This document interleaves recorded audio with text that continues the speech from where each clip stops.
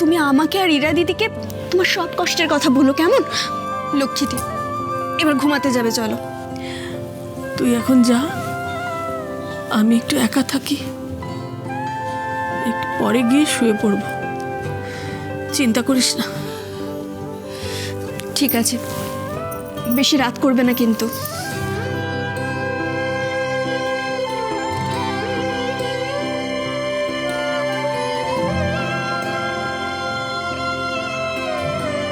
কেন যে আজ ছেলেটার জন্য মনটা এত অস্থির হয়ে উঠছে।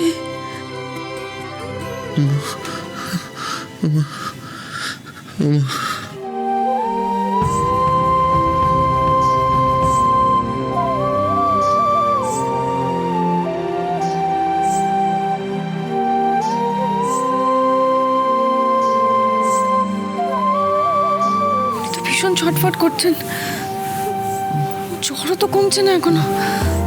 কি করি আমি এখন? ছুটিকে ডাকবো একবার, নাকি আর একটু দেখবো?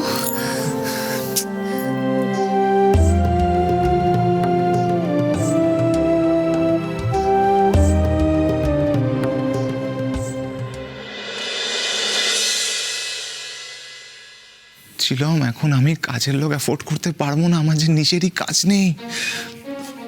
কালকে কি করে চলবে সেটাই আমি বুঝতে পারছি না। মা বাবা তো আমাকে আর হেল্প করবে না, বাড়ির যা পরিস্থিতি। কি করি আমি এখন? কি করি আমি তো কিছুই বুঝতে পারছি না।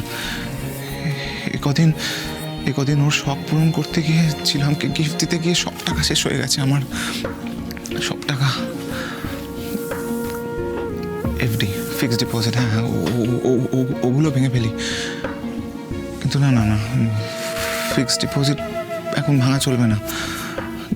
কি করি গড? কে আমাকে হেল্প করবে? একজনই আমাকে হেল্প করতে পারে, ইরা। ও আমাকে বেরাবে না।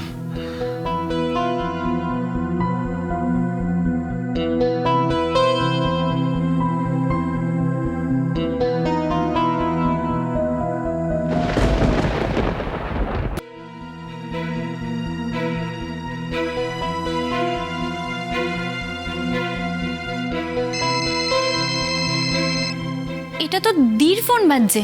উমা, এত রাতে আবার কে ফোন করলো?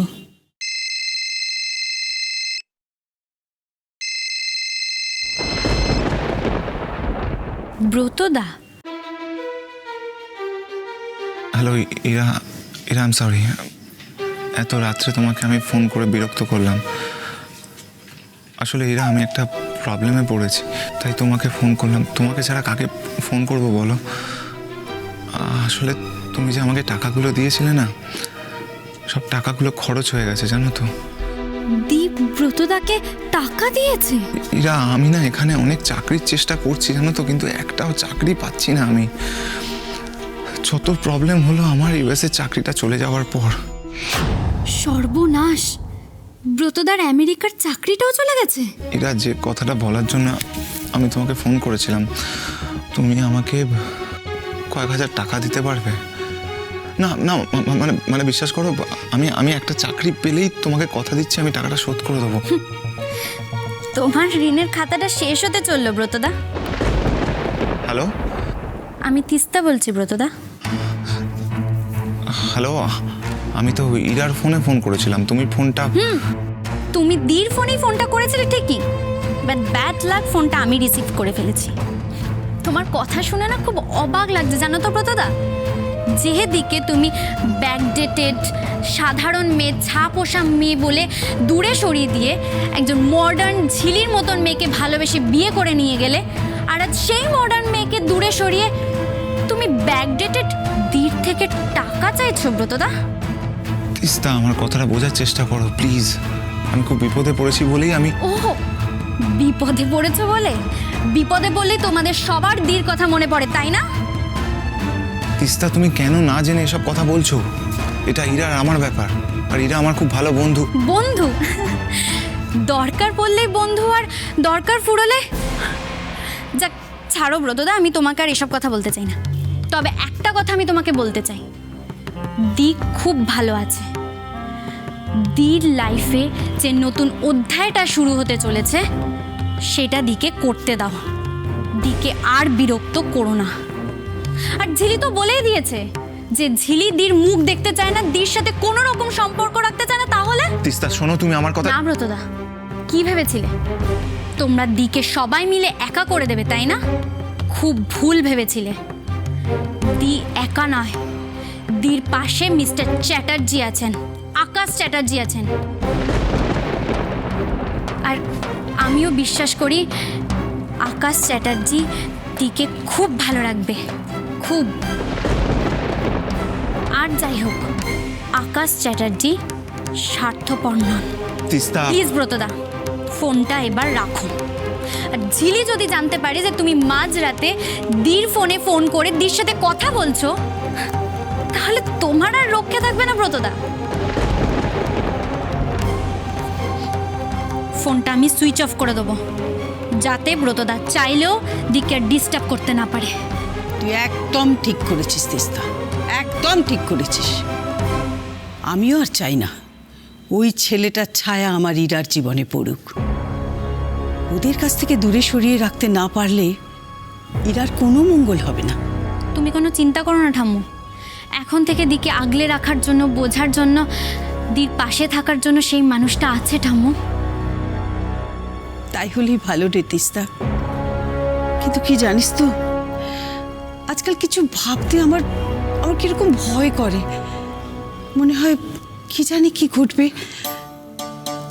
তবে আমাদের রাধা মাধব আছেন, তিনি আমাদের ভরসা। উনি ওদের জীবনে যা ঠিক করে রেখেছেন তাই তো ঘটবে, তাই না রে?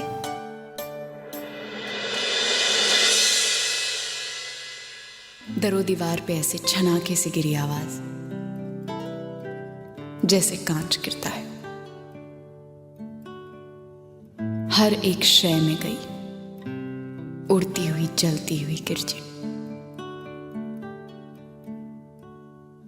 नजर में, बात में, लहजे में, सोच और सांस के अंदर।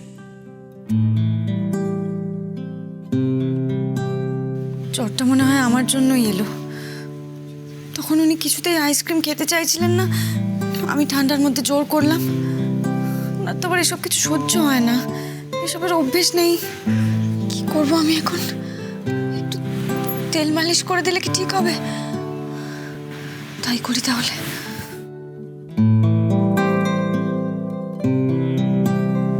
আকাশ, আমি তোর কাছে নেই তো কি হয়েছে? আমার ইরা তো তোর কাছে আছে।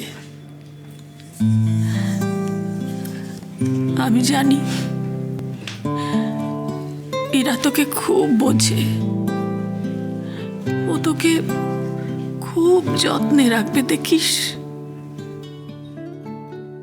लहू होना था एक रिश्ते का,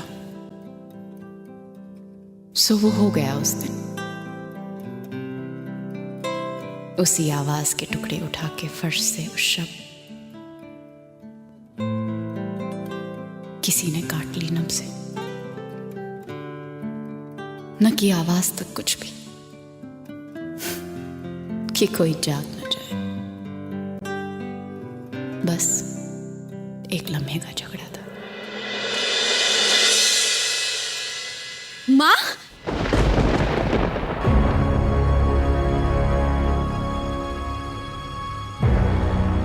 মিস্টার চ্যাটার্জি,